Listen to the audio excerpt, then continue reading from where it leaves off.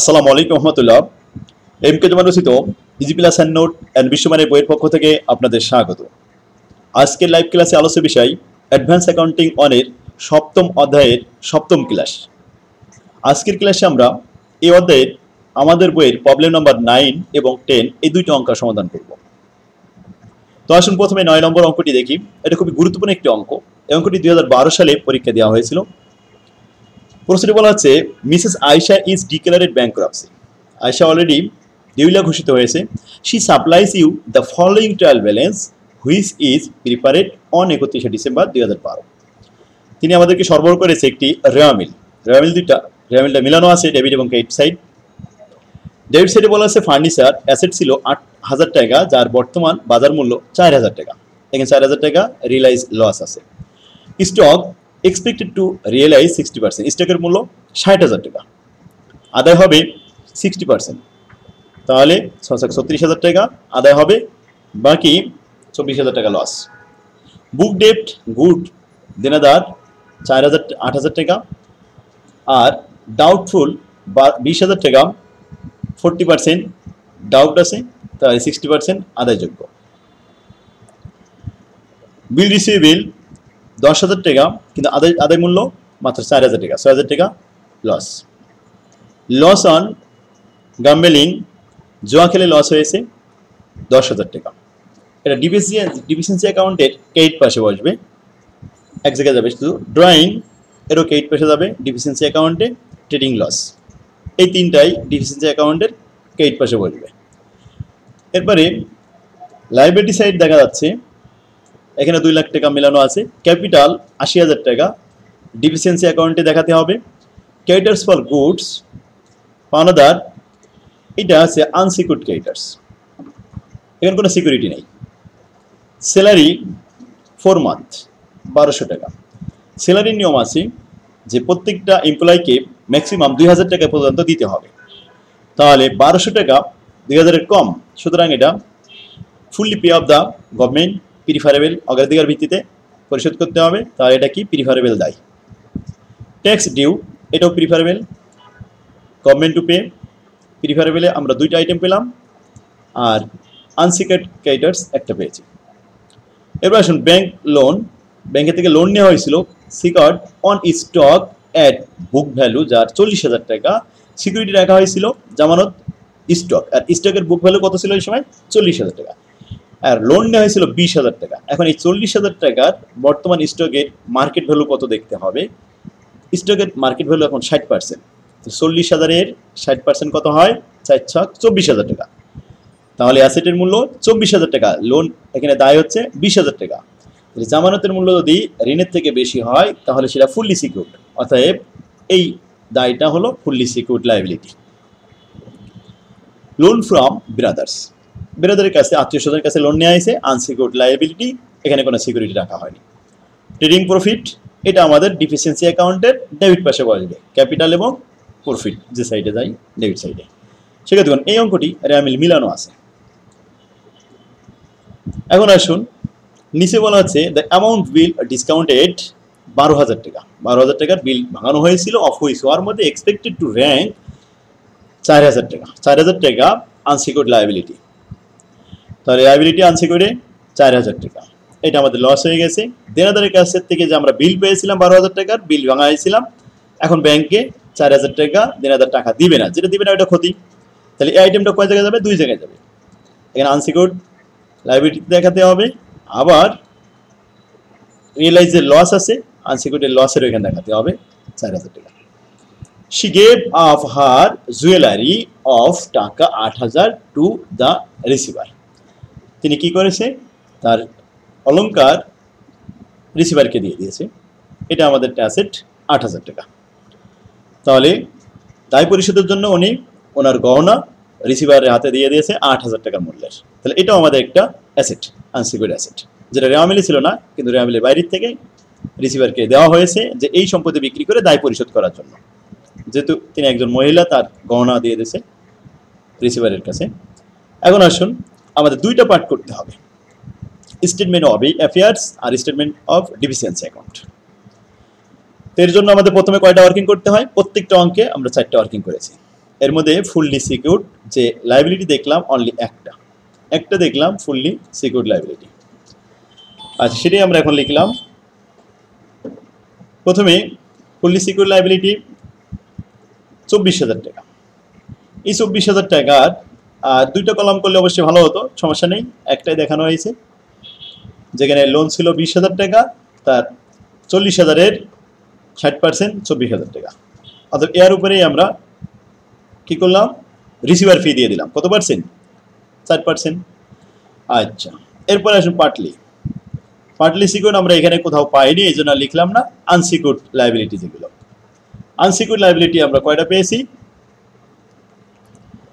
Unsecured already 3টা পেয়েছিলাম। সেগুলো কি কি ছিল? Account payable goods from for গুডসের জন্য এখানে 60,000 টাকা। আর লোন ফ্রম বেরাদারের কাছ থেকে, ওয়াইফের কাছ থেকে, আত্মীয় স্বজনের কাছ থেকে যখন লোন নেওয়া হয় তখন সেটা সিকিউরিটি রাখা হয় না, সাধারণত আত্মীয় স্বজনের লোনগুলো সব আনসিকিউরড হয়। আর বিল ডিসকাউন্টের তো সর্বদাই আনসিকিউরড। বাস আনসিকিউরড লাইবিলিটি আমরা পেয়েছি। গ্রোজ অ্যামাউন্ট 92, কিন্তু নিট অ্যামাউন্ট র্যাঙ্ক 84,000 টাকা পরিশোধ করতে হবে। এবার আসুন fully pay off the government preferable অগ্রাধিকার ভিত্তিতে যেটা দিতে হবে, সেখানে আমরা 2টা আইটেম পেয়েছিলাম। স্যালারি অফ দ্য ক্লার্ক 1200 টাকা, আর ট্যাক্স ডিউ টু গভর্নমেন্ট 2400 টাকা। মোট হলো কত? 36 টাকা। ক্লিয়ার? আশা করি সবাই বুঝতে পারছেন। তাহলে আমরা ওয়ার্কিংগুলো করলাম। এবার রিকোয়ারমেন্টে শুরু করি। অ্যাফেয়ার স্টেটমেন্ট অফ অ্যাফেয়ারের লাইবিলিটি সাইডে 4টা আইটেম ওঠাতে হয়। উপরে এই 4টা liability fully secured. Fully secured liability কত ছিল? 20,000। অ্যাসেট ছিল কত? 23,040 টাকা। তো বাদ দেওয়ার পরে সারপ্লাস অ্যাজ পার কোনটা হাতে থাকলো? 3,040 টাকা। এটা আমরা অবশ্যই পরবর্তীতে ডাইনি পাশে এই জায়গায় নিতে পারবো 3,040 টাকা। ক্লিয়ার? এরপরে পার্টলি সিকিউরড, এটা আমাদের এই অঙ্কে ছিল না, এই জন্য নীল লিখে দিচ্ছি। অবশ্যই আমরা ফুললি সিকিউরডটাও সরাসরি নীলটা লিখে দিতে পারি। এখানে সবসময় নীল হয়, কারণ এখানে কখনো ব্যালেন্স হবে না। এরপর আসুন প্রিফারেড, যেটা অগ্রাধিকার ভিত্তিতে fully pay off the government লাস্টের ওয়ার্কিংটা 3600 টাকা। এই 3600 টাকা আমাদেরকে সম্পদ বিক্রি করে পরিশোধ করতে হবে অগ্রাধিকার ভিত্তিতে আগে। এই জন্য ডিডাক্ট অ্যাজ পার কোনটা, এখানে লাইবিলিটি নীল। তো এই টাকাটাও কিন্তু আমরা এখানে দেখাই দিচ্ছি কত? 3600 টাকা। ক্লিয়ার? এই এখন আসুন আনসিকিউরড যে লাইবিলিটি ছিল গ্রোজ অ্যামাউন্ট 92,000, কিন্তু নেট অ্যামাউন্ট 84,000 টাকা দিতে হবে। দায় আমাদের সর্বোচ্চ এখানে আছে 84,000 টাকা পরিশোধ করতে হবে। আনসিকিউরড অ্যাসেটের মধ্যে আমরা প্রথম পেয়েছি ফার্নিচারের 8,000 টাকা গ্রোস ভ্যালু হলেও মার্কেট ভ্যালু তার 4,000 টাকা। স্টকের 40,000 টাকা জামানত ছিল, ওই 40,000 টাকা বাদ দিলে 20,000 টাকা হয়। 20,000 টাকার 60% আদায়যোগ্য, তাহলে কত হয়? 12,000 টাকা। আর 8,000 টাকা রিয়েলাইজ লস ডিফিসিয়েন্সি অ্যাকাউন্টে আমরা সেটা দেখাতে পারবো। বুক ডেট দেনাদার 2টা আছে, গুড আছে 8,000 টাকা ফুললি আদায় হবে, আর ডাউট আছে 20,000 টাকা, এটার 8,000 টাকা পর্যন্ত আদায় হবে। এটা অবশ্যই একটু দেখে নিয়ে আসতে পারি। এখানে দেখুন বলা ছিল ডাউট আছে 40%, এই 40% পর্যন্ত আদায় হবে, আর 60% লস। এরপর আসুন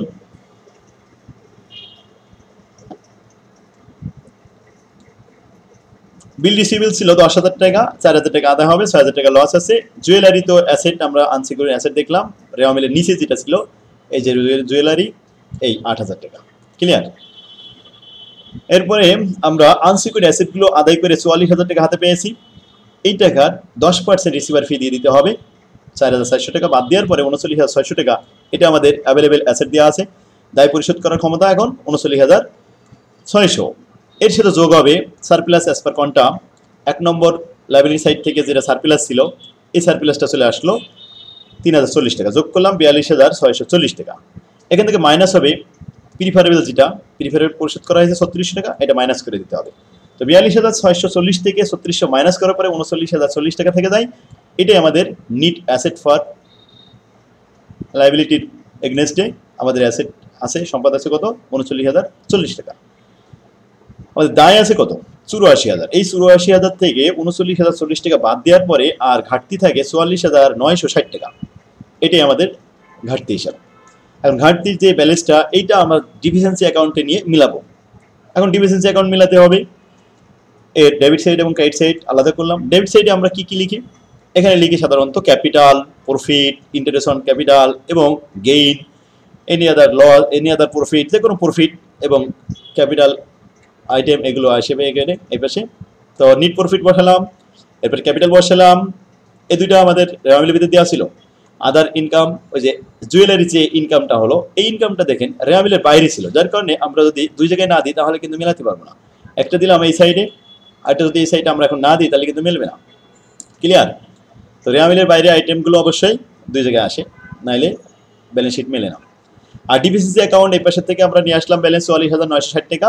ক্লিয়ার? এবার আসুন অ্যাসেট। অ্যাসেটকে আমরা যে অ্যাসেটগুলো দেখাইছি এই পাশে দেখাতে হবে কি ড্রয়িং, লস, যে কোনো লস, যে কোনো ক্ষতি, যে কোনো খরচ এবং উত্তোলন সব এখানে দেখাতে হবে। তাই ক্ষতি, খরচ এবং উত্তোলনগুলো সবকে এইট সাইডে দেখাতে হবে। ট্রেডিং লস ছিল রেওয়ামিলে ২৪,০০০ টাকা, ব্যাড ডেট লস হয়েছে এখানে ১২,০০০ টাকা, আর ড্রয়িং ছিল ৬০,০০০ টাকা। এরপরে রিয়েলাইজ যে লসগুলো হয়েছে অ্যাসেট বিক্রি করে, যেমন ইনভেন্টরিতে ৬০% আদায় হয়েছে, ৪০% লস হয়েছে। আর ফার্নিচার ৪,০০০ টাকা ওখানে বিক্রি করে লস হয়েছে, বিল রিসিভেবলে লস হয়েছে ৬,০০০ টাকা, মোট ৩৪,০০০ টাকা লস। বিল ডিসকাউন্টের ক্ষতি হয়েছে কত? ৪,০০০ টাকা।